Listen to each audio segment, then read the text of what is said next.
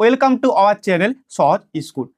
তোমরা যারা ক্লাস 10-এ পড়ছো অর্থাৎ তোমরা যারা 2027 সালে মাধ্যমিক দেবে তাদের জন্য আজকের এই ভিডিওতে আমি আলোচনা করব তোমাদের ভূগোল বিষয়ের একটা গুরুত্বপূর্ণ চ্যাপ্টার আমাদের দেশ ভারত। এই ভারত থেকে গুরুত্বপূর্ণ 50টি শর্ট কোশ্চেন এবং তার উত্তর নিয়ে আলোচনা করব। তাই বেশি দেরি না করে শুরু করি। দেখো, প্রথম কোশ্চেন, কোন প্রতিবেশী দেশের সঙ্গে ভারতের সীমারেখা দীর্ঘতম?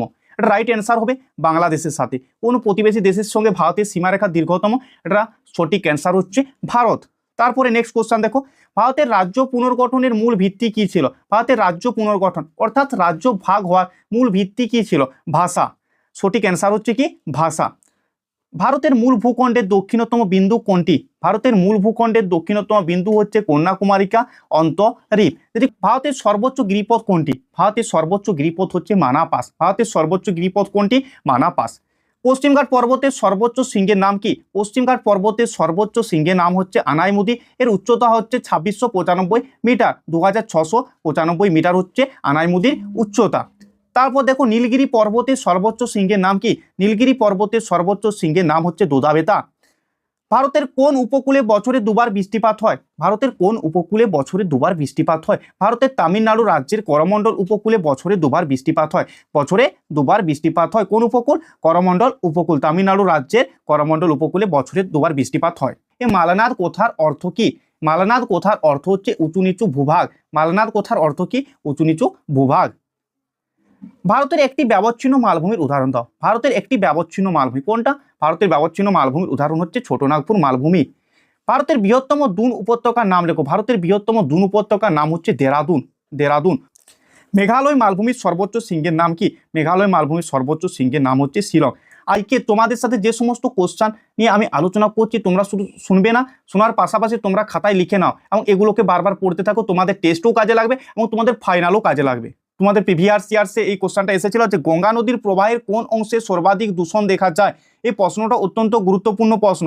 গঙ্গা নদীর মধ্য প্রবাহে অর্থাৎ মধ্য গতিতে সর্বাধিক দূষণ দেখা যায় কোন কোন জায়গাতে? সেটা হচ্ছে উত্তরপ্রদেশ ও বিহারে। উত্তরপ্রদেশ ও বিহার মধ্য গতিতে, সেখানে গঙ্গা সর্বাধিক দূষণ দেখা যায়। গঙ্গা নদীতে বেশি দূষণ দেখা যায়। এবার আমরা দেখে নেব যে পাঞ্জাব সমভূমিতে প্রবাহিত সিন্ধুর, এটা সিন্ধুর হবে। সিন্ধুর একটি উপনদীর নাম লেখো। এক্ষেত্রে সঠিক অ্যান্সার হবে শতদ্রু। পাঞ্জাব সমভূমিতে প্রবাহিত সিন্ধুর একটি উপনদীর নাম হলো শতদ্রু। ভারতের বৃহত্তম নদীদ্বীপের নাম কি? ভারতের বৃহত্তম নদীদ্বীপ হচ্ছে মাজুলি নদীদ্বীপ। মাজুলি দ্বীপ। ভারতের বৃহত্তম নদীদ্বীপ হচ্ছে মাজুলি দ্বীপ। এই মাজুলি দ্বীপটি ভারতের অসম রাজ্যে ব্রহ্মপুত্র নদীর ওপর গড়ে উঠেছে। দক্ষিণ ভারতের দীর্ঘতম নদীর নাম কি? দক্ষিণ ভারতের দীর্ঘতম নদীর নাম হচ্ছে গোদাবরী। দক্ষিণ ভারতের দীর্ঘতম নদীর নাম হচ্ছে গোদাবরী। ভারতের পূর্ব উপকূলের বৃহত্তম উপহ্রদ কোনটি? ভারতের পূর্ব উপকূলের বৃহত্তম উপহ্রদ কোনটি? চিল্কা। ভারতের পূর্ব উপকূলের বৃহত্তম উপহ্রদ হচ্ছে চিল্কা। নর্মদা নদীর উৎস কোথায়? নর্মদা নদীর উৎস হচ্ছে মহাকাল পর্বতের অমরকণ্টক শৃঙ্গ থেকে। মহাকাল পর্বতের অমরকণ্টক শৃঙ্গ থেকে নর্মদা নদী উৎপত্তি লাভ করেছে। কোন রাজ্যে বৃষ্টির জল সংরক্ষণে সর্বাধিক অগ্রণী? মানে কোন রাজ্য বৃষ্টির জল সংরক্ষণে সর্বাধিক অগ্রণী মানে এগিয়ে রয়েছে? কোন রাজ্য? এটা এক্ষেত্রে সঠিক অ্যান্সার হবে তামিলনাড়ু রাজ্য। তামিলনাড়ু রাজ্য সবচেয়ে বেশি পরিমাণে বৃষ্টির জল সংরক্ষণে এগিয়ে রয়েছে। এবারে আমরা দেখে নেব যে ঝাড়খণ্ড ও পশ্চিমবঙ্গ রাজ্যের যৌথ বহুমুখী পরিকল্পনার নাম কি? ঝাড়খণ্ড ও পশ্চিমবঙ্গ রাজ্য মিলে যে বহুমুখী পরিকল্পনা গড়ে তুলেছিল সেই বহুমুখী পরিকল্পনার নাম কি? এটা তোমরা সবাই জানো, এটার নাম হচ্ছে দামোদর ভ্যালি কর্পোরেশন। যৌথ বহুমুখী পরিকল্পনা দুটো রাজ্য নিয়ে, ঝাড়খণ্ড ও পশ্চিমবঙ্গ রাজ্য, এই দুই রাজ্য। কোন রাজ্যে দক্ষিণ পশ্চিম মৌসুমী বায়ু সর্বপ্রথম এসে পৌঁছায়? ভারতের কোন রাজ্যে? এটা হচ্ছে কেরালায় সর্বপ্রথম এসে পৌঁছায় সাধারণত পহেলা জুন মাসের 1 তারিখে। আধি কি? আধি ভেরি ভেরি ইম্পর্টেন্ট কোশ্চেন। আধি কি? তোমাদের প্রিভিয়াস ইয়ার্সে এসেছে যে আধি কি? আধি হচ্ছে কি? রাজস্থানে গ্রীষ্মকালে প্রবাহিত এক প্রকার ধুলোঝড়। রাজস্থানে গ্রীষ্মকালে প্রবাহিত ধুলোঝড় আধি নামে পরিচিত। খুব ভালোভাবে তোমরা মনে রাখো, তোমাদের টেস্টের জন্য এই কোশ্চেনটা ইম্পর্টেন্ট এবং তোমরা যে ফাইনাল পরীক্ষা দিতে যাবে সেক্ষেত্রে এই প্রশ্নটা খুবই ইম্পর্টেন্ট প্রশ্ন। শীত মৌসুমীর অন্য নাম কি? শীত মৌসুমীর অন্য নাম কি? উত্তর পূর্ব মৌসুমী বায়ু। শীত মৌসুমীর অন্য নাম হচ্ছে উত্তর পূর্ব মৌসুমী বায়ু। এই কোশ্চেনটা তোমাদের প্রিভিয়াস ইয়ার্সে এসেছিল। শীত মৌসুমীর অন্য নাম কি? এটার নাম হচ্ছে উত্তর পূর্ব মৌসুমী বায়ু। ভারতের কোন মৃত্তিকা কার্পাস চাষের পক্ষে আদর্শ? কার্পাস চাষের পক্ষে কোন মৃত্তিকা ভারতে আদর্শ? এটা হচ্ছে কৃষ্ণ মৃত্তিকা, যাকে আমরা বলতে পারি আরেক নাম যেটা হচ্ছে রেগুর মৃত্তিকা। কৃষ্ণ মৃত্তিকা বা রেগুর মৃত্তিকা কার্পাস চাষের পক্ষে আদর্শ। এবারে আমরা দেখে নেবো যে পার্বত্য মৃত্তিকা দেখা যায় এমন একটি রাজ্যের নাম লেখো। পার্বত্য মৃত্তিকা দেখা যায় মানে পর্বত থাকতে হবে, পর্বত থাকলেই তো পার্বত্য মৃত্তিকা দেখা যাবে। তাহলে এক্ষেত্রে সঠিক অ্যান্সার হয়ে যাবে উত্তরাখণ্ড রাজ্য। উত্তরাখণ্ড রাজ্যে পর্বত দেখা যায়, এখানে পার্বত্য মৃত্তিকাও দেখা যাবে। তাহলে পার্বত্য মৃত্তিকা দেখা যায় এমন একটি রাজ্যের নাম হচ্ছে উত্তরাখণ্ড রাজ্য। এবার আমরা দেখে নেবো যে ভারতের কোন রাজ্যে মরুমৃত্তিকা দেখাচ্ছে। মরুমৃত্তিকা মানে কি, সেম ব্যাপার, পাহাড় থাকলে যেমন পার্বত্য মৃত্তিকা দেখা যাবে, তেমনি মরুভূমি থাকলে মরুমৃত্তিকা দেখা যাবে। তাহলে মরুভূমি কোন রাজ্যে রয়েছে, মরুভূমি রয়েছে রাজস্থান রাজ্যে। তাই রাজস্থানের ক্ষেত্রে সঠিক অ্যান্সার রাজস্থানী মরুমৃত্তিকা দেখা যায়। দেখো ভূগোলে শুধুমাত্র গোল পাওয়া যায় না, ভূগোলে ফুল মার্কসও পাওয়া যায়। তোমরা যদি খুব ভালোভাবে পড়ো, শর্ট কোশ্চেন খুব ভালোভাবে করো এবং লং কোশ্চেন ভালোভাবে করো, তার সাথে ম্যাপ পয়েন্টিং যদি খুব ভালোভাবে করো, তাহলে তোমরা কিন্তু ভূগোলে ফুল মার্কসও পেয়ে যাবে। গোল শুধুমাত্র কোথায় আছে যে ভূগোলে গোল, শুধুমাত্র ভূগোলে গোল পাওয়া যায় না, ভূগোলে ফুল মার্কসও পাওয়া যায়। কোন মৃত্তিকার জল ধারণ ক্ষমতা সর্বাধিক, কোন মৃত্তিকা মানে জল বেশি ধরে রাখতে, কৃষ্ণ মৃত্তিকা যাকে বলা হচ্ছে কি কালো মাটি। কোন মৃত্তিকা জল ধারণ ক্ষমতা সর্বাধিক, কালো মাটি। আর তোমরা জানো যে কোন মাটির জল ধারণ ক্ষমতা কম, সেক্ষেত্রে সঠিক অ্যান্সার হবে বেলে মাটি, যাকে আমরা বলি বালি মাটি, রাইট। এবার আমরা দেখে নেব যে ভারতের মরু অঞ্চলে কোন ধরনের স্বাভাবিক উদ্ভিদ দেখা যায়। ভারতের মরু অঞ্চলে কোন ধরনের স্বাভাবিক উদ্ভিদ দেখা যায়, মানে মরুভূমি অঞ্চলে, ভারতের মরুভূমি অঞ্চলে কোন ধরনের স্বাভাবিক উদ্ভিদ দেখা যায়।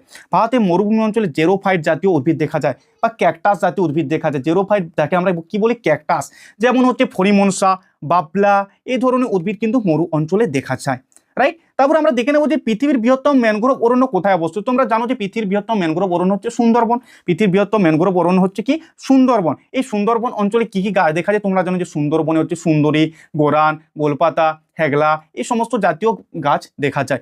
সুন্দরবন অঞ্চলে যে সমস্ত গাছ দেখা যায়, ম্যানগ্রোভ গাছ দেখা যায়। এই ম্যানগ্রোভ গাছের কি বৈশিষ্ট্য বলো তো? দুটো বৈশিষ্ট্য রয়েছে। এক নম্বর বৈশিষ্ট্য হচ্ছে এই গাছের কি দেখা যায়, শ্বাসমূল দেখা যায়, এবং এই গাছের আরেকটা দেখা যায় কি দেখা যায়, ঠেসমূল, মানে নরম মাটিতে যাতে করে শক্তভাবে দাঁড়িয়ে থাকতে পারে তার জন্য এই গাছ ঠেসমূল ব্যবহার করে, ঠিক আছে। তাহলে যদি কোশ্চেন আসে যে ম্যানগ্রোভ জাতীয় উদ্ভিদের দুটি বৈশিষ্ট্য লেখো, তখন তোমরা কি লিখবে যে ম্যানগ্রোভ জাতীয় গাছে, ম্যানগ্রোভ জাতীয় উদ্ভিদের শ্বাসমূল দেখা যায় যার সাহায্যে তারা কিনে শ্বাস নেয়, এবং ম্যানগ্রোভ জাতীয় উদ্ভিদের ঠেসমূল দেখা যায় যাতে করে এই ম্যানগ্রোভ জাতীয় উদ্ভিদ নরম মাটিতে শক্তভাবে দাঁড়িয়ে থাকতে পারে। 29 নম্বর কোশ্চেনটা দেখো, এটা পর্যায় নয়, এটা পর্জল হবে। পর্জল মৃত্তিকায় কোন প্রকার উদ্ভিদ জন্মায়। পর্জল মৃত্তিকায়, পর্জল মৃত্তিকা উদ্ভিদ জন্মায় হচ্ছে সরলবর্গীয় উদ্ভিদ। পর্জল মৃত্তিকায় কোন প্রকার উদ্ভিদ জন্মায়, পর্জল মৃত্তিকায় সরলবর্গীয় জাতীয় উদ্ভিদ জন্মায়। এবার আমরা দেখে নেব যে ভারতের লবণাক্ত মৃত্তিকা কোন ধরনের স্বাভাবিক উদ্ভিদ দেখা যাচ্ছে। আমরা আগে আলোচনা করছি যে লবণাক্ত মানে কি ম্যানগ্রোভ জাতীয় উদ্ভিদ দেখা যায়। ম্যানগ্রোভ জাতীয় উদ্ভিদ কোথায় দেখা যায়, যেমন হচ্ছে সুন্দরবন অঞ্চলে, সে জায়গা কেমন, সেই জায়গা হচ্ছে লবণাক্ত। সেই লবণাক্ত জাতীয় মৃত্তিকায় কোন ধরনের স্বাভাবিক উদ্ভিদ দেখা যায়, যেমন হচ্ছে সুন্দরী দেখা যায়, গোরান দেখা যায়, গোলপাতা দেখা যায় এবং হোগলা দেখা যায়। ভারতে উৎপাদিত একটি বাগিচা ফসলের নাম লেখো, এটা হবে বাগিচা ফসল। ভারতে উৎপাদিত একটি বাগিচা ফসলের নাম লেখো। বাগিচা ফসল কোনগুলো, যেমন চা বাগিচা ফসল, কফি বাগিচা ফসল, রবার বাগিচা ফসল প্রভৃতি, আরও অন্যান্য রয়েছে। তাহলে ভারতে উৎপাদিত একটি বাগিচা ফসলের নাম কি, ভারতে উৎপাদিত একটা বাগিচা ফসলের নাম হচ্ছে চা বলতে পারো তোমরা, কফি বলতে পারো এবং রবার। ভারতের জোয়ার উৎপাদনে প্রথম স্থানাধিকারী রাজ্য কোনটি। ভারতের জোয়ার উৎপাদনে প্রথম স্থানাধিকারী রাজ্য হচ্ছে মহারাষ্ট্র। মহারাষ্ট্র হচ্ছে জোয়ার উৎপাদনে প্রথম, রাইট। আবার আমরা দেখে নেবো যে ভারতে হেক্টর প্রতি ধান উৎপাদনে প্রথম স্থানাধিকারী রাজ্য কোনটি। যদি কোশ্চেন আসে হেক্টর প্রতি, তাহলে সেক্ষেত্রে সঠিক অ্যান্সার হবে হচ্ছে পাঞ্জাব। হেক্টর প্রতি ধান উৎপাদনে প্রথম রাজ্য হচ্ছে পাঞ্জাব। আবার আমরা দেখে নেব যে রেটুন শব্দটি, যে রেটুন রয়েছে, রেটুন শব্দটি কোন ফসলের সাথে জড়িত। রেটুন শব্দটি হচ্ছে ইক্ষু চাষের সঙ্গে, অর্থাৎ আখ চাষের সঙ্গে জড়িত। রেটুন, রেটুন কোথাটি কোন চাষের সাথে জড়িত, এই রেটুন কোথাটি ইক্ষু চাষ অর্থাৎ আখ চাষের সাথে জড়িত। আইসিএআর, আইসিএআর কি, আইসিএআর হচ্ছে Indian council of agriculture research. ICAR এর পুরো নাম কি, Indian council of agriculture research, right. ভারতের চা বাগান, ভারতের চা গবেষণাগার কোথায় রয়েছে। ভারতের চা গবেষণাগার রয়েছে হচ্ছে অসমের জোরহাটে রয়েছে। ভারতের চা গবেষণাগার কোথায় রয়েছে, অসমের জোরহাটে রয়েছে। পশ্চিমবঙ্গের একটি পেট্রোরসায়ন শিল্পকেন্দ্রের নাম লেখো। পশ্চিমবঙ্গের একটি পেট্রোরসায়ন শিল্পকেন্দ্রের নাম হচ্ছে হলদিয়া। পশ্চিমবঙ্গের একটি পেট্রোরসায়ন শিল্পকেন্দ্রের নাম কি, পেট্রোরসায়ন শিল্পকেন্দ্রের নাম হচ্ছে হলদিয়া। যে পশ্চিমবঙ্গের একটি লৌহ ইস্পাত শিল্পকেন্দ্রের নাম কি, পশ্চিমবঙ্গের একটি লৌহ ইস্পাত শিল্পকেন্দ্রের নাম হচ্ছে দুর্গাপুর। কাকে দক্ষিণ ভারতের ম্যানচেস্টার বলা হয়, দক্ষিণ ভারতের ম্যানচেস্টার বলা হচ্ছে কোয়েম্বাটুরকে। দক্ষিণ ভারতের ম্যানচেস্টার বলা হয় কোয়েম্বাটুরকে। কোন শহরকে ভারতের ম্যানচেস্টার বলা হয়, ভারতের ম্যানচেস্টার বলা হয় আহমেদাবাদ শহরকে। ভারতের ম্যানচেস্টার কোন শহরকে বলা হয়, আহমেদাবাদ শহরকে ভারতের ম্যানচেস্টার বলা হয়। 2011 খ্রিস্টাব্দের জনগণনা অনুযায়ী ভারতের সর্বাধিক জনবহুল রাজ্য কোনটি। জনবহুল রাজ্য বলতে কি বলবো, জনবহুল রাজ্য বলতে যে রাজ্যের জনসংখ্যা সবচেয়ে বেশি। তাহলে 2011 সালের জনগণনা অনুযায়ী জনসংখ্যা বেশি হচ্ছে উত্তরপ্রদেশ রাজ্যের। কোন রাজ্যের জনসংখ্যা সবচেয়ে বেশি, উত্তরপ্রদেশ রাজ্যে। তাই এক্ষেত্রে কারেক্ট অ্যান্সার হবে হচ্ছে উত্তরপ্রদেশ। উত্তরপ্রদেশ হচ্ছে জনবহুল রাজ্য।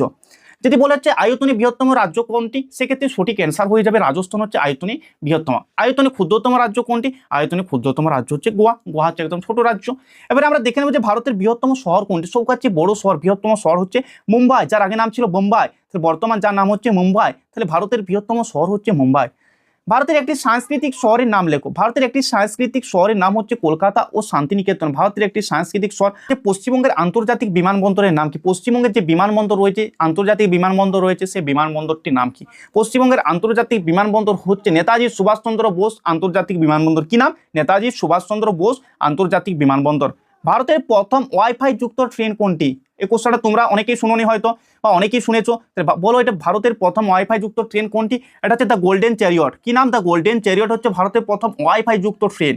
ভারতের সর্বাধিক সাক্ষর রাজ্য কোনটি, মানে ভারতের সবচেয়ে বেশি শিক্ষিত রাজ্য কোনটি, বেশি মানুষ শিক্ষিত কোন রাজ্যে? এটা হচ্ছে কেরল রাজ্যে। কেরল রাজ্যে মানুষ হচ্ছে বেশি শিক্ষিত। এবং সর্বনিম্ন সাক্ষর হার কোন রাজ্যে? এটা হয়ে যাবে হচ্ছে বিহার রাজ্যে, সাক্ষরতার হার সবচেয়ে কম। ভারতের একটি সামরিক শহরের উদাহরণ দাও। সামরিক শহর, ভারতের সামরিক শহর এর একটি উদাহরণ দাও। যেমন হচ্ছে সামরিক শহর হচ্ছে পশ্চিমবঙ্গের ব্যারাকপুর একটা সামরিক শহর।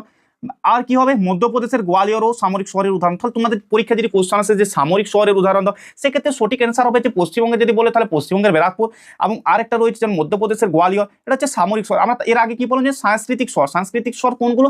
যেমন হচ্ছে কলকাতা আমরা বললাম, শান্তিনিকেতন হবে। যে ভারতের বৃহত্তম পেট্রোরসায়ন শিল্প কেন্দ্রটি কোথায় অবস্থিত? ভারতের বৃহত্তম পেট্রোরসায়ন শিল্প কেন্দ্রটি জামনগরে অবস্থিত। কোথায় অবস্থিত? জামনগরে অবস্থিত। কোন শিল্পকে উদীয়মান শিল্প বলা হয়? পেট্রোরসায়ন শিল্পকে উদীয়মান শিল্প বলা হয়। কোন রাজ্যকে ভারতের চীনের বাটি বলা হয়? উত্তরপ্রদেশ রাজ্যকে চীনের বাটি বলা হয়। ভিডিওটি যদি ভালো লাগে তাহলে তোমরা ভিডিওটি শেয়ার, লাইক এবং সাবস্ক্রাইব করবে, এবং তোমরা কোন বিষয়ের ভিডিও পেতে চাও আমাদেরকে কমেন্টে জানাবে।